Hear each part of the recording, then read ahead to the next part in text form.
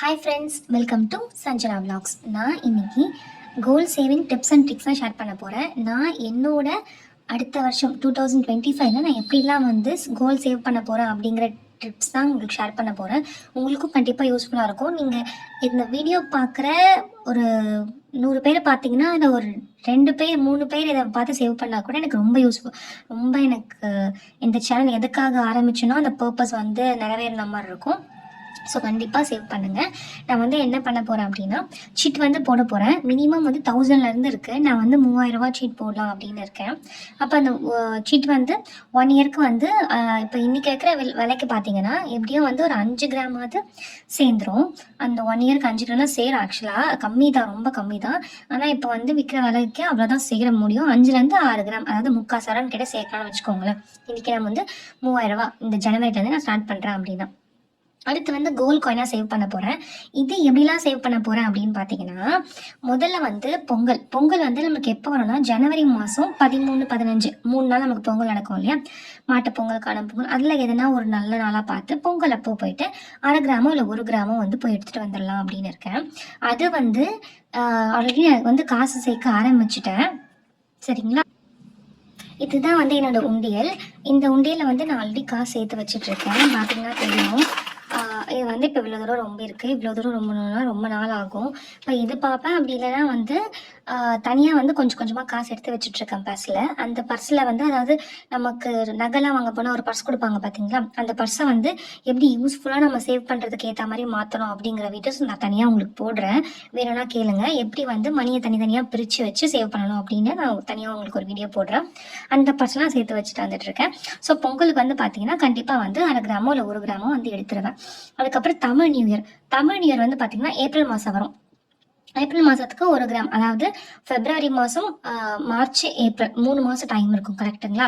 அப்போ அந்த 3 மாதத்து டைமுக்குள்ளே நான் வந்து சேர்க்கலாம். இந்த மற்றலாம் டேட் எழுதுனா தெரியும். நான் எழுதி தனியாக உங்களுக்கு தனி வீடியோவாக போடுறேன். காயின் மட்டும் சேர்க்கறது எப்படி அப்படின்னு சொல்லிட்டு. அப்போ தமிழ் நியூ இயருக்கு வந்து 1 கிராம் வந்து நான் வந்து எடுக்கலாம் அப்படின்னு இருக்கேன். இப்போ தமிழ் நியூ இயருக்குன்னும் போது நான் 3 மாதம் டைம் இருக்கும். அப்போ எனக்கு வந்து ஒரு 2 கிராம் கூட சேர்த்து வைக்க முடியும்னு நினைக்கிறேன். பார்க்கலாம் எப்படி சேர்க்க முடியுதுன்னு சொல்லிட்டு அதை சேர்த்து வச்சு ஒரு 1 கிராமோ 2 கிராமோ எடுத்துடுவேன். அதுக்கப்புறம் வந்து அக்ஷய திருதிக்கு வந்து கண்டிப்பாக வந்து நான் கடந்த ஒரு 4-5 வருஷமா 1 கிராமாவது எடுத்துட்டு தான் இருக்கேன். கல்யாணம் ஆகி வருஷம் மட்டும் தான் நான் எடுக்க முடியல. நான் கன்சீவாக இருந்து நான் வேலைக்கு போகல. என் ஹஸ்பண்ட் என்கிட்ட சம்பளம் கொடுக்க மாட்டாங்க. அதனால என்னால் அப்போ வந்து எடுக்க முடியல.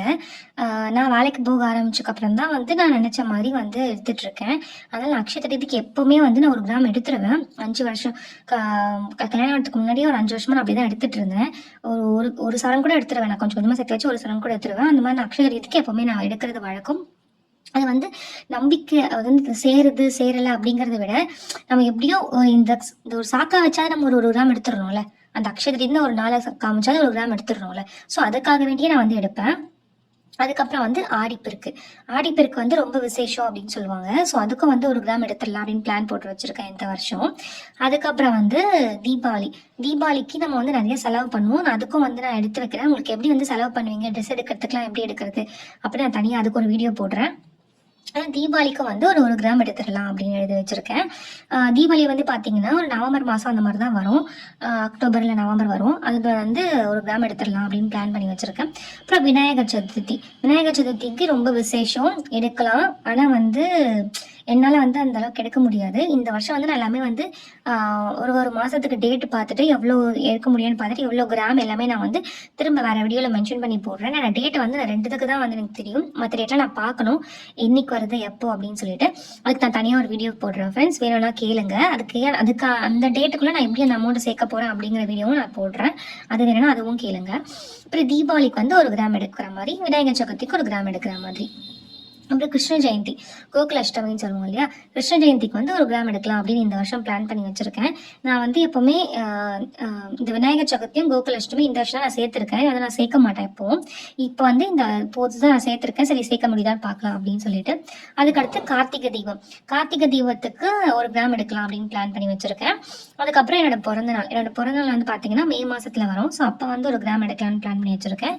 என்னோட கணவரோட பிறந்தநாள் அதுக்கு 1 கிராம் பிளான் பண்ணி வச்சுருக்கேன். வச்சுருக்கேன். இப்போ என் பையனோட பிறந்தநாளுக்கு 1 கிராம் பிளான் பண்ணி வச்சுருக்கேன். என்னோட கல்யாண நாள் அதுக்கு 1 கிராம் பிளான் பண்ணி வச்சுருக்கேன். இதுக்கு என்ன ஒரு எனக்கு இடிக்கும்னு பார்த்தீங்கன்னா, என்னோட கணவரோட பிறந்த நாளைக்கும் என்னோட திருமண நாளும் வந்து 10 நாள் தான் டிஃப்ரென்ஸு. சரிங்களா? 10 நாளாக டிஃப்ரென்ஸ்னும் போது நான் எதனா ஒரு கிஃப்ட்டும் கொடுக்கணும், கேக் கட்டணும். ஸோ நான் அந்த செலவும் பார்க்கணும். அதே நேரத்தில் நான் இதுவும் எடுக்கணும் அப்படின்னும் போது எனக்கு அந்த மாதம் கொஞ்சம் அடி வாங்கும். ஸோ அதை நான் வந்து கொஞ்சம் பிளான் பண்ணி பண்ணணும்.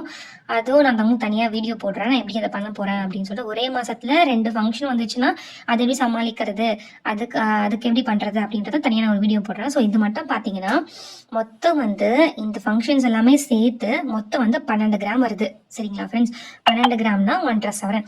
ஸோ 1.5 சவரன் வந்து காயின் மூலமாக மட்டும் நான் எடுக்கிறதுக்கு பிளான் பண்ணி வச்சுருக்கேன். ஓகேங்களா? இது வந்து நான் வந்து சொல்கிறேன் 1 கிராம் தான் எடுக்கணும் அப்படி கிடையவே கிடையாது. நீங்கள் என்னால், அதாவது நான் என்ன இது 1 கிராம் எடுக்கிறாங்க அப்படின்னு சில பேர் சீப்பாகவும் நினைக்கலாம். என்ன இது 1 கிராம் எடுக்க சொல்கிறாங்கன்னு கொஞ்சம் அதிகமாகவும் நினைக்கலாம். ஏன்னா நான் வந்து பார்த்திங்கன்னா மிடில் கிளாஸ் ஃபேமிலி தான்.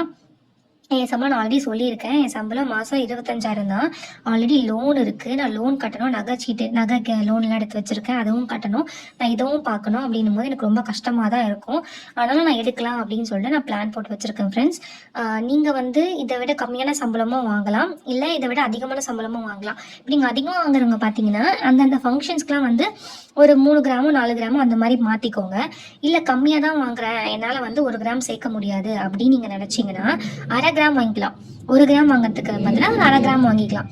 1/2 கிராம்னும் போது இன்னைக்கு ரேட்டுக்கு 7,000 ரூபாய் வருதுன்னா ஒரு 3,500 ரூபாய், ஒரு ஜிஎஸ்டி அதெல்லாம் போட்டு உங்களுக்கு ஒரு 3,800 ரூபாய் வரும். சரிங்களா? நீங்கள் அந்த மாதிரி வாங்கிக்கலாம். அப்படி இல்லை என்னால் 1/2 கிராம் கூட வாங்க முடியாது அப்படின்னா ஒரு 100 மில்லி வாங்கிக்கோங்க. ஜிஆர்டியில் பார்த்தீங்கன்னா 100 மில்லி 200 மில்லி அதெல்லாம் கொடுக்குறாங்க.